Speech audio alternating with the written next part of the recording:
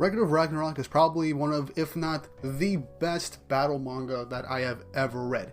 And that is saying a lot considering last year I made a full video talking about how much I love One Punch Man and its action as well as its characters. And I still stand by that. But Ragnarok Ragnarok honestly comes very close to overcoming it. But in terms of a sheer battle manga, I have to give it to Ragnarok Ragnarok because it is just so much fun to read. Now, a lot of people are understandably upset over the anime of Ragnarok Ragnarok. The first season had little to no animation, with one of the biggest fights, Adam versus Zeus, basically ending up being a PowerPoint presentation towards the end with music, commentary, and sound effects, which it was not that hyped to watch, but some people could honestly enjoy it regardless. I still enjoyed Ragnarok Ragnarok with the anime, but reading the manga, leagues better.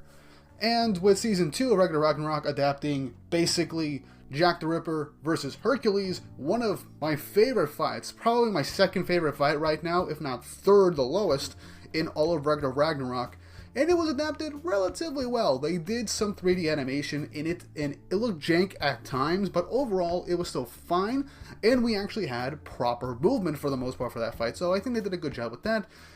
And they ended off the first section of Season 2 with Shiva versus Raiden, which honestly is probably my least favorite fight of Ragnarok Ragnarok in the anime and the manga.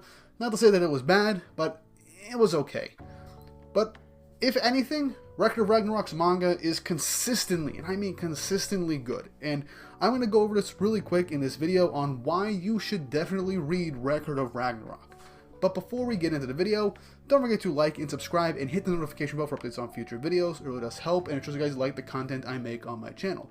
Outside of my usual chapter reviews and discussions for other anime that I consistently do on the channel, I want to bring back more of the manga recommendation videos that I did when I first really started getting into making manga content on the channel.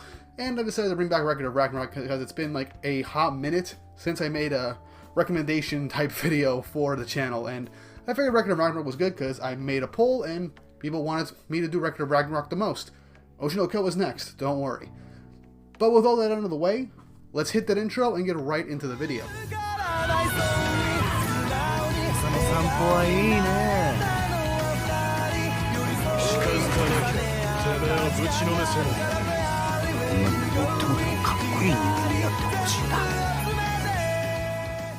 So what can I say about Ragnarok Ragnarok that's not been said before? Not a whole lot actually, because here's the thing, there have been so many videos on Ragnarok Ragnarok that it's hard to bring out anything new for it. But I could try. Honestly, Ragnarok Ragnarok's pacing in the manga is actually relatively well done, and it's done even better considering that you could actually read the series. You could more or less control how fast or how slow you can go, especially in terms of audience commentary and even the flashbacks. Though at times it could still be a little jarring at times when there are certain moves being done and people are trying to explain what exactly happens, but I think the manga does it better due to the fact that we can actually control how fast we can go through these particular sections. However, the artwork is primarily where the manga shines the most. Not just with the character designs, the action is practically flawless.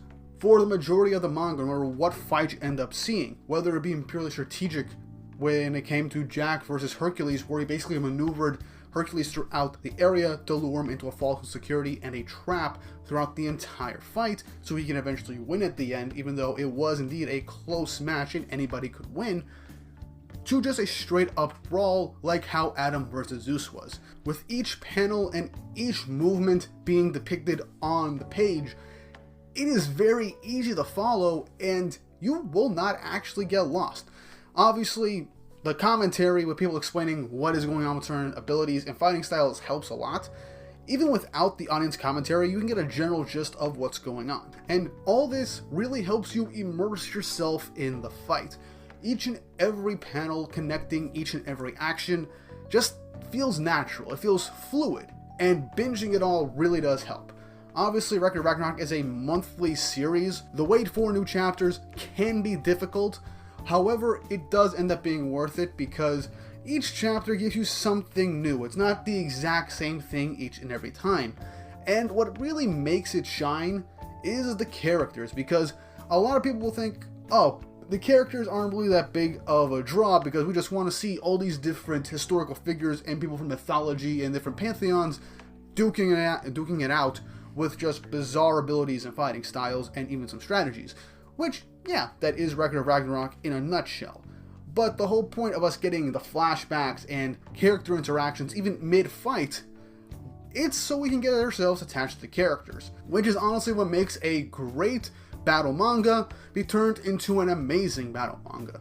Because the characters sell you on any series. You can just see something that's just mindless, mind-numbing action and have a good time. That's how a lot of well-animated isekai tend to be. You don't really care much for the characters or the world, you just want to see cool action scenes. The well-animated isekai for dumb action scenes aren't exactly very common, so there's that, I guess. But I don't know why I brought isekai into this. Back on track. Every single fight with each individual characters, both in the fights and off the fights, have clear characterization.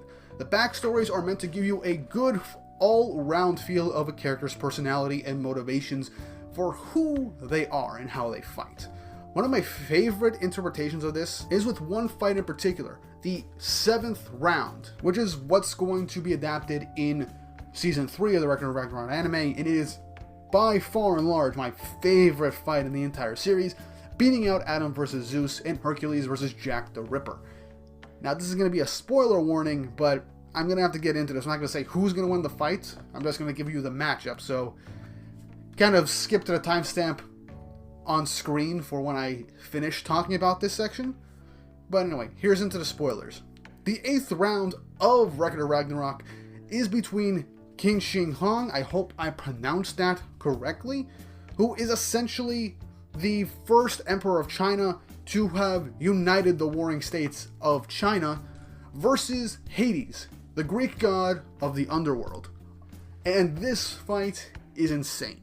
Not only is the different fighting styles of each character put on full display, special techniques and abilities, having the fight being turned around multiple different ways, how any good action scene does, but what makes this fight so much better than the rest is because of the characters that we see in it. I'm not going to go full into the backstories of both these characters. Let me just say, Hades and Kin, I hope I'm pronouncing his name correctly, through their flashbacks and backstories, plus their interactions in this fight, made both of them incredibly, and I mean incredibly likable characters and fully fleshed out, that you honestly not only didn't know who was going to win this fight for the really first time in this whole thing, because even though Record of Ragnarok you have back and forths, towards the end of a fight, you'll basically get a general gist of who you want to win. And a lot of times it's for humanity, because, you know, humanity is the protagonist of the story, with the gods basically being secondary since they are technically the enemies. But in this matchup, you generally not only don't know who will end up winning, it could end up being a tie the first time in the tournament for all you know while the fight's going on, but you yourself don't know who you want to win, because each and every individual fight, you do have a clear distinction of who you want to win for the most part. You feel conflicted for some matchups, but this one is the one fight where not only did you not know who yourself you wanted to win, but you didn't know how the fight was going to pan out whatsoever, because there were so many back and forths, and with how much we knew these characters through their flashbacks and their interactions through this fight, with both these characters having mutual respect for one another, with them being okay with, if they lost, it'd be to this person, but they're going to go all out because they kind of found some sort of kindred spirits. Similar to how Thor and Lubu in the first match kind of saw themselves going all out against somebody and having a good time in a fight for the first time in their lives in a long. This was a really good fight, my favorite fight in all of Record of Ragnarok, and I know I talked your ear off about it, but yeah, this fight, clear and good example of how to make a really great battle manga with good and distinct characters, with their motivations, good dynamics, and overall, great action scenes. Anyway, the spoiler section is over. It probably took like, what, 2 to 3 minutes, I assume? But yeah, Record of Ragnarok is just phenomenal. The characters get better with each and every matchup, and something that they've done from like rounds 5 and onward, they have more interactions with characters outside of battle, whether it be on the god side or the human side, or sometimes they'll intermingle with each other off screen, off battle. It's really interesting, and can potentially set up future matchups for future characters. And I honestly cannot wait, because there's also characters that get built up off screen before they're fully introduced into any of their fights, which some of which we don't even know who's going to fight, because we're about to enter round 9 at the point we're recording this video, and we have no idea who's going to be fighting. And that gets you hyped up as well. Who's going to fight? Which historical figure or person from mythology is going to battle against each other? Who will Brunhilde be able to pick?